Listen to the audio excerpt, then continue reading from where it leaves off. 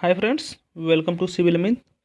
Friends, आज हम discuss करने चल रहे हैं UP triple S C JE 2016 का जो पेपर हुआ था सिविल इंजीनियरिंग का, उसका हम पार्ट 4 डिस्कस करेंगे, डिटेल सोल्यूशन। और इसके पहले हम ऑलरेडी 3 पार्ट अपलोड कर चुके हैं, हमारा पार्ट 4 रहेगा। ठीक है, चलिए स्टार्ट करते हैं। ओके, तो क्वेश्चन नंबर 50 तक हमारा डिस्कस हो गया था, तो 51 है आज। 51 है, identify the type of roof from the image shown in below. यहाँ पे रूफ कौन सा रूफ है? किंग पोस्ट रूफ है, पर्लिन है, या कपल क्लोज रूफ है, या क्वीन पोस्ट रूफ है? तो ये हमारा जो है एक कपल क्लोज रूफ है। ऑप्शन नंबर यहाँ पे सी सही होगा। अब कपल क्लोज रूफ कैसे हुआ? क्योंकि इधर एक कपल आया है, इधर दोनों मिलके कपल क्लोज रूफ बनाया है। किंग क्लोज का किंग पोस्ट हमारा कब होता है? किंग पोस्ट जब यहाँ पे बीच में ऐसे हमारा रहता है तो हमारा किंग पोस्ट हो जाता। और क्वीन पोस्ट कब होता? क्वीन पोस्ट कंडीशन में जब कुछ ऐसा रहता तो हमारा क्वीन पोस्ट था, इसलिए न किंग पोस्ट है न क्वीन पोस्ट है। और बचा हमारा पर्लिन। पर्लिन क्या होता है? पर्लिन हमारा जब ऐसे इसके परपेंडिकुलर डायरेक्शन में कोई प्रिंसिपल राफ्टर के गई रहती है तो इसको हम पर्लिन बोलते हैं। तो यहाँ हमारा most appropriate option number C होगा। ठीक है, चलिए नेक्स्ट क्वेश्चन पे। Question number 52। 52 है, fill in the blank with the correct option. Typically heavy mortar should have bulk density. Bulk density कितनी होनी चाहिए हैवी मोटार की? जनरली जो हमारा होता है 1500 किग्रा प्रति metre cube. Option number B यहाँ पे सही होगा। चलिए नेक्स्ट पे चलते हैं। क्वेश्चन नंबर हमारा 53। 53 है, in which of the following method of grading of aggregate are the sample of fine and coarse aggregate pass through 9 standard sieve। 9 number सीप से जो हमारा पास करते हैं एग्रीगेट को, तो उसको हम क्या बोलते हैं? उसे हम बोलते हैं फाइनेस मॉडुलस। ऑप्शन नंबर यहाँ पे सी होगा। फाइनेस मॉडुलस होता है it is measures the mean size of grain in cement. Mean size of grain in cement. और जो हम फाइनेस टेस्ट करते हैं, फाइनेस टेस्ट हमारा बेसिकली 3 प्रोसेस होता है। एक होता है सीव मेथड, और एक होता है हमारा वैगनार टर्बिडिटी मेथड, और air permeability method. Option number 3। और सीव मेथड में हमारा 9 नंबर सीव हम यूज करते हैं, जिसमें 90% हमारे पासिंग रेट आती है और 10% रिटेन हो जाते हैं। और वैगनार से हम स्पेसिफिक सरफेस एरिया मेजर करते हैं, और एयर परमिबिलिटी से भी स्पेसिफिक सरफेस एरिया। और उसके बाद हम फाइनेस मॉडल उसका ज्ञात कर लेते हैं। ऑप्शन नंबर यहाँ पे सी से होगा। चलिए नेक्स्ट पे चलते हैं। क्वेश्चन नंबर 54 है, विच of the following option is not a variation of magnetic declination. Magnetic declination का इनमें से वेरिएशन कौन सा नहीं है?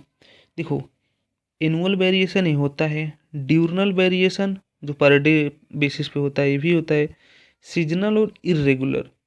ठीक, इरेगुलर भी होता है, ये हमारा सीजनल जैसा कोई वर्ड नहीं होता है। यहाँ पे एक होता है सेकुलर, सेकुलर वेरिएशन।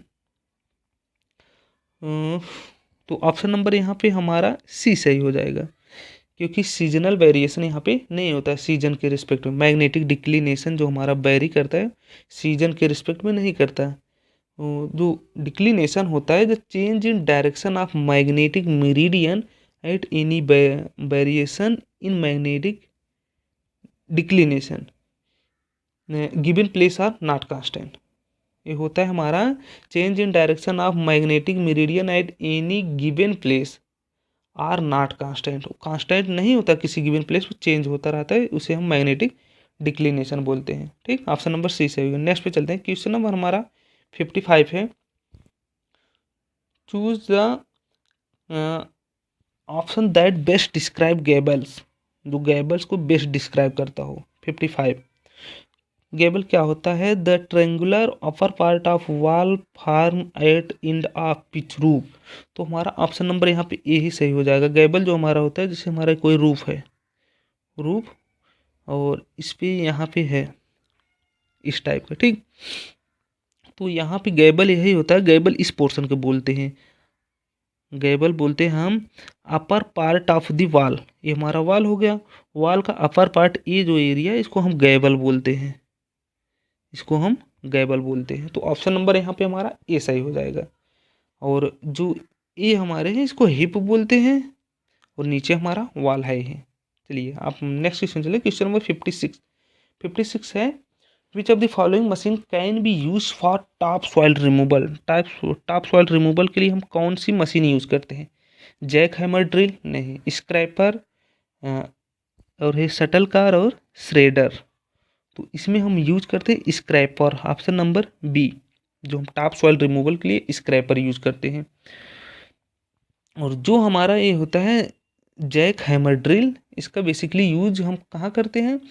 इसको ये डिमोलिश ओल्ड कंक्रीटिंग या रिमूव पेमेंट के लिए होता है। इस तरह है कुछ, ये न्यूमेटिक और इलेक्ट्रोमैकेनिकल टूल होता है, जिसमें एक हैमर लगा होता है, इसका वेट होता है हैमर शाफ्ट, यहाँ पे एक चीजल लगा होता है, छेनी टाइप होता है, ठीक। वहाँ पे इसको जब हम रिमूव करने के लिए कंक्रीट, जो ओल्ड कंक्रीट है, या रिमूव ऑफ पेमेंट के लिए, तो यहाँ पे ऑप्शन नंबर हमारा 20 सही होगा, स्क्रैपर, जो कि टॉप सॉइल रिमूवल के लिए यूज करते हैं। चलिए नेक्स्ट क्वेश्चन थे, क्वेश्चन नंबर हमारा 57 है, fill in the blank with the correct option. Shuttering of beam spanning over 6 metre, spanning over 6 metre, beam की कंडीशन में और स्पैन 6 मीटर से अधिक हो गया, तो हम उसको कब रिमूव करते हैं? उस कंडीशन में ऑप्शन नंबर यहाँ पे हमारा 20 सही होगा, 21 दिन लगते हैं, ठीक। तो यहाँ पे होता है, एक टेबल है, टेबल देखते हैं। यदि हमारा कोई वर्टिकल फार्मवर्क है, वर्टिकल फार्मवर्क जैसे कालम वाल बीम एटसेट्रा के, इसमें 16 से 24 घंटे, 16 से 24 आवर्स में हम इसको रिमूव कर देते हैं वर्टिकल फार्मवर्क केस में। और सॉफिट फार्मवर्क ऑफ स्लैब जो हमारा सॉफिट होता है, उसके बॉटम में इसको हम 3 दिन में निकाल सकते हैं, ओके। और जो हमारा सॉफिट फार्मवर्क बीम की कंडीशन में जो फार्मवर्क है, उसको हम 7 दिन में निकाल देते हैं। लेकिन इन दोनों कंडीशन में जो हमारा 3 दिन और 7 दिन में, यहाँ पे हम प्रॉप जो होता है उसको रिफिक्स इमीडिएटली, तुरंत रिफिक्स कर देते हैं फार्मवर्क को रिमूव करने के बाद। अब आ गए प्रॉप को रिमूव करने पर। प्रॉप जो हम रिमूव करते हैं स्लैब के कंडीशन में, स्लैब में भी 2 कंडीशन में, यदि स्पैनिंग अप टू 4.5 मीटर है तो उसको 7 डेज में रिमूव करते हैं, और ओवर 4.5 मीटर है तो उसको 14 डेज में। और यही बीम और आर्चेज के केस में हम प्रॉप को रिमूव करते हैं।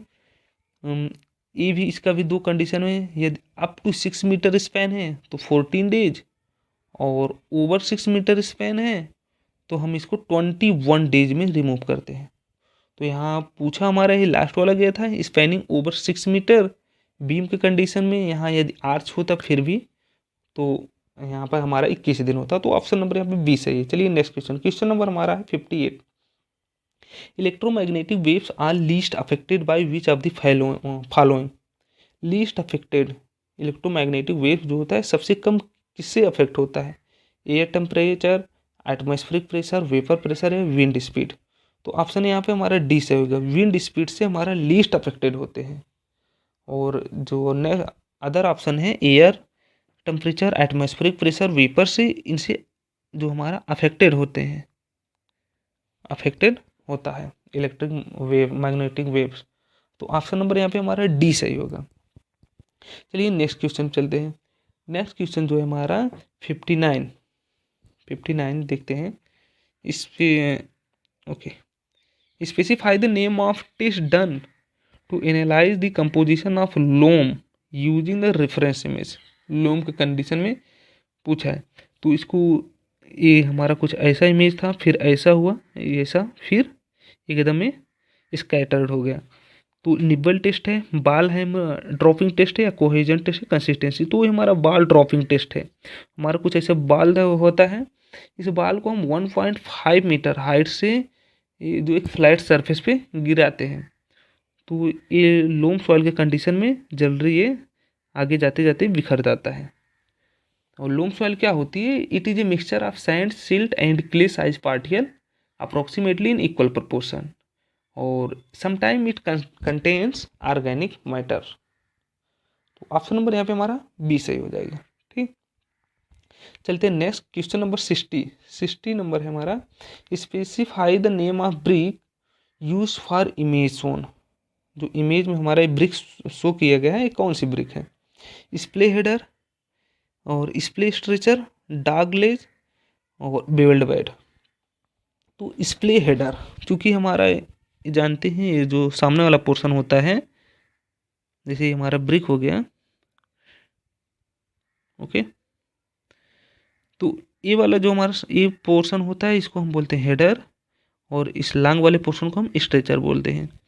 तो इसका जो हेड पोर्शन है इसको हम स्प्ले किए हैं यहाँ पे, तो ये हमारा स्प्ले हेडर हो जाएगा। ऑप्शन नंबर यहाँ पे ए सही होगा। और यदि हम यहाँ पे इसको इस तरह से कुछ काटते हैं, यहाँ से क्रॉस सेक्शन इसको इंक्लाइन करके यहाँ से निकाल देते हैं, तो ये हमारा स्प्ले स्ट्रेचर हो जाता है। ठीक, और देखते हैं, और यहाँ पे एक ऑप्शन दिया है बेवल्ड बेड। बेवल्ड बेड क्या होता है? It is a form of king closure. एक किंग क्लोजर के ही एक फार्म होता है। जैसे ये हमारा कोई ब्रिक हो गया, ब्रिक, यदि हम ब्रिक को यहाँ से इसका हाफ लेके और इसको यहाँ से पूरा कट करके निकाल देते हैं एक कॉर्नर, तो इसको हम बेवल्ड ब्रिक बोलते हैं, बेवल्ड बेड बोलते हैं। लेकिन यही अगर इसका हाफ और इसका हाफ, इधर यल 1/2 और इधर 1/2 निकालते हैं, तो इसको हम किंग क्लोजर बोलते हैं। ठीक, और क्वीन क्लोजर केस में हम पूरा जो उसका लेंथ की डायरेक्शन में पोर्शन उसका कट कर देते हैं, लेंथ वाइज 2 पोर्शन कर देते हैं, तो उसको हम क्वीन क्लोजर बोलते हैं। तो ऑप्शन यहाँ पे डी सही होगा, बेवल्ड बेड। चलते हैं नेक्स्ट क्वेश्चन। क्वेश्चन नंबर हमारा नेक्स्ट है 61। 61 है, consider 2 fluid having specific volume. Specific volume जो है इसका S1 and S2। What would be the relation between the mass densities D1 and D2 respectively if S1 जो है specific volume 1 is less than S2 specific volume of second fluid. तो जो हमारा होता है स्पेसिफिक वॉल्यूम, स्पेसिफिक वॉल्यूम ये होता है volume upon mass, volume by mass. और जो यहाँ पे मास डेंसिटी दिया है AS हो गया, और मास डेंसिटी जो हमारा D होता है ये होता है मास अपॉन वॉल्यूम, अर्थात ये दोनों एक दूसरे के रेसिप्रोकल होते हैं। तो यहाँ पे भी रेसिप्रोकल हो जाएगा, S1 is less than S2 specific volume है। तो हमारा जो यहाँ पे मास डेंसिटी है, मास डेंसिटी यदि लेस देन इधर है तो ग्रेटर देन हो जाएगा, D1 is greater than D2। तो ऑप्शन नंबर हमारा यहाँ पे ए सही हो जाएगा, चूंकि रेसिप्रोकल है एक दूसरे के व्युत्क्रमानुपाती, तो ऑप्शन ए सही हो जाएगा, D1 is greater than D2। चलिए नेक्स्ट क्वेश्चन चलते हैं। क्वेश्चन नंबर हमारा 62 है, you have to transfer kinetic energy to hydrodynamic energy. Kinetic energy को हाइड्रोडायनेमिक एनर्जी में चेंज करना है। Which of the following should you use to perform the above operation? 62 number, you have to transfer kinetic energy to hydrodynamic energy. Which of the following should you perform to above operation? Kinetic energy को हम hydrodynamic energy में transform करना है, तो कौन सा सही option होगा? Displacement pump, mono pump, reciprocating या सेंट्रीफ्यूगल? तो यहाँ पे हमारा सेंट्रीफ्यूगल पंप हो जाएगा, ऑप्शन नंबर डी सही हो जाएगा। ठीक है, चलिए नेक्स्ट क्वेश्चन पे। क्वेश्चन नंबर हमारा 63 नंबर है, identify the technique generally preferred for contouring rough country where ordinary levelling is tedious and chaining is slow and inaccurate. तो इस कंडीशन में हम कौन सा, कंपास, टेक्योमेट्री, प्लेन टेबल या लेवलिंग? तो हम टेक्योमेट्री यूज करते हैं, ऑप्शन नंबर यहाँ पे बी सही हो जाएगा, टेक्योमेट्री यूज करते हैं। टेक्योमेट्री सर्वे में क्या होता है? Measuring horizontal and vertical distance. और जो ऑप्शन नंबर यहाँ पे ए दिया है, कंपास सर्वेइंग। कंपास सर्वेइंग में हम direction of surveying lines are determined with magnetic compass and length measure with tape or chain से। जो उसका हम डायरेक्शन मेजर करते हैं मैग्नेटिक कंपास से, और लेंथ टेप या चैन से मेजर करते हैं। लेकिन यह प्लेन टेबल के कंडीशन में एक ग्राफिकल मेथड होता है ऑफ सर्वेइंग का, which the observation and plotting done simultaneously. एक साथ ऑब्जर्वेशन करते हैं और फील्ड में और साइमल्टेनियसली प्लॉटिंग भी कर देते हैं। ठीक, तो ऑप्शन नंबर यहाँ पे हमारा बी से हो जाएगा, टेक्योमेट्री सर्वेइंग। चलिए नेक्स्ट क्वेश्चन चलते हैं। क्वेश्चन नंबर हमारा 64, in the tacheometer equipped with analytic lens. Analytic lens प्रयोग किया गया है टेक्योमेट्री में which is use to measure distance using principle of angular survey without using chain और tape. Additive and multiplying constant, पहले additive फिर multiplying होता है हमारा d equal to K S plus C. तो c यहाँ पे हमारा एडिटिव कांस्टेंट होता है जो होता है एफ प्लस डी, और जो हमारा k होता है ये हमारा मल्टीप्लाई कास्टिंग होता है एफ अपान आई। तो एनालिटिक कंडीशन में, लेंस की कंडीशन में जो हमारा मल्टीप्लाइंग कांस्टेंट 100 होता है, एडिटिव कांस्टेंट 0 होता है। तो पहले एडिटिव तो 0 100 ए, ऑप्शन नंबर ए सही है। तो इस कंडीशन में एनालिटिक में 100 इंटू एस हो जाता है। ठीक, तो ऑप्शन नंबर यहाँ पे ए सही है। चलिए नेक्स्ट क्वेश्चन चलते हैं। क्वेश्चन नंबर हमारा 65 है। In a close traverse with 5 side, एक क्लोज ट्राइवर्स है 5 side, the error found from 4 bearing and back bearing of the line +1 degree, error +1 degree, the correction to the third line will be. Okay, जैसे हमारा कोई close traverse है यहाँ पे 1 2 3 4 5, okay close traverse है। अब यहाँ पे कहीं पे एरर मिल गया, एरर हमारा मिला कितना है 1 डिग्री का, तो number of line 1, number of line यहाँ पे 5 हो गए। एरर जो होता है summation of latitude plus summation of departure होता है, समीशन ऑफ लैटिट्यूड की स्क्वायर और लाइन समीशन ऑफ डिपार्चर की स्क्वायर। तो टोटल एरर हमारा 1 डिग्री है, नंबर ऑफ लाइन 5 हो गया। तो पर डिग्री हम करेक्शन करेंगे तो कितना होगा 1 डिग्री बाई 5 एवरी लाइन के लिए। तो 1 डिग्री में 60 मिनट, 1 डिग्री में 60 मिनट, 60/5 सॉरी 60 सेकंड। तो यहाँ पे हमारा ये 12 सेकंड आ जाएगा। तो 12 सेकंड पर लाइन के लिए, लेकिन यहाँ पे हमारा थर्ड लाइन पूछा है, थर्ड लाइन के लिए इंटू 3 मल्टीप्लाई करेंगे तो हमारा 36 सेकंड, ऑप्शन नंबर यहाँ पे बी सही हो जाएगा। ठीक है, आज के लिए इतना ही, मिलते हैं नेक्स्ट वीडियो में। Okay, thank you.